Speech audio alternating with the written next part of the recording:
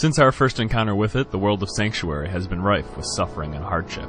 With crazed kings, invading demons, and dark wanderers, one has to ask, what was it that brought such a fate upon this world? In this first installment of our Diablo Lore Series, we help answer those questions and more, as we take an in-depth look at the events predating the first game.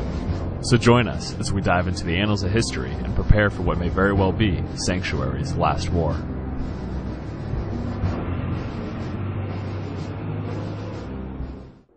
In the beginning of time, heaven and hell came into existence and began to war with each other. The exact reason for their war was never made clear, but it is all but certainly due to their differing natures. Angels, being of order and light, fight with demons, being of chaos and darkness. Their fight reaches across all of creation, with no clear winner ever emerging.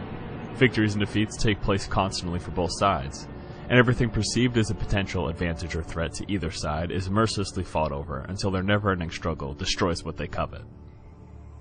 Tired of this endless struggle was an angel by the name of Inarius.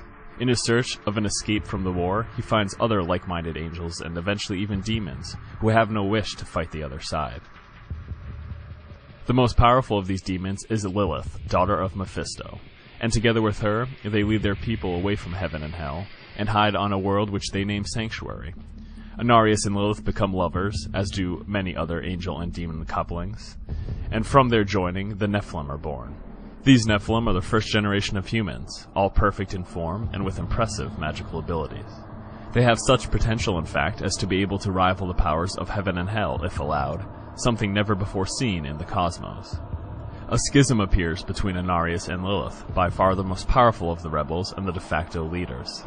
Lilith wants to raise the Nephilim into an army powerful enough to conquer both heaven and hell, while Inarius sees them as a threat to himself and wants to destroy them.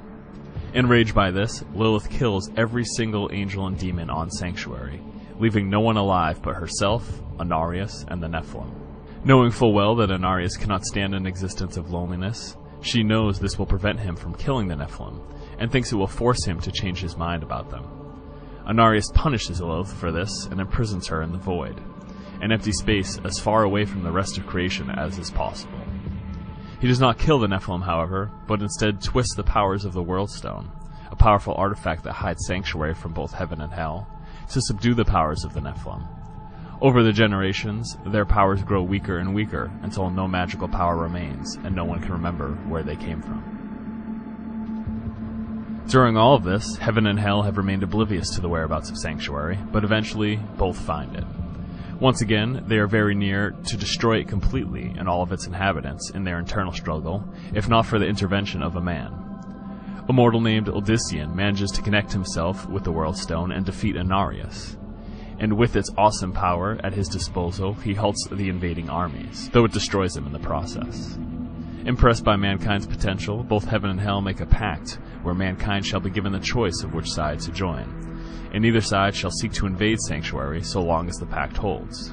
With this pact, both sides thus hope to sway mankind to their side of the struggle. In their attempts to sway mankind, demons quickly find that mortals respond much better to brute force, and seek to terrorize them into submission. Heaven tries to stop this, but their astute methods and harsh discipline alienates mankind as much as the demons' ruthlessness. This halt in the great war between heaven and hell, in attempts to sway mankind to their side, has the legions of hell questioning the authority of their three leaders, Diablo, Mephisto, and Baal. The three were cast out of hell by Asmodon and Belial, who sought to gain control over hell's armies themselves. Andariel and Duriel assist them, but were not the main instigators of it. Stranded on Sanctuary, the three ravaged the world unchallenged for 40 years, spreading hatred, terror, and destruction amongst the people of the world. Family bonds shattered and nations fell as they passed, and it took 40 years before they were met with any resistance.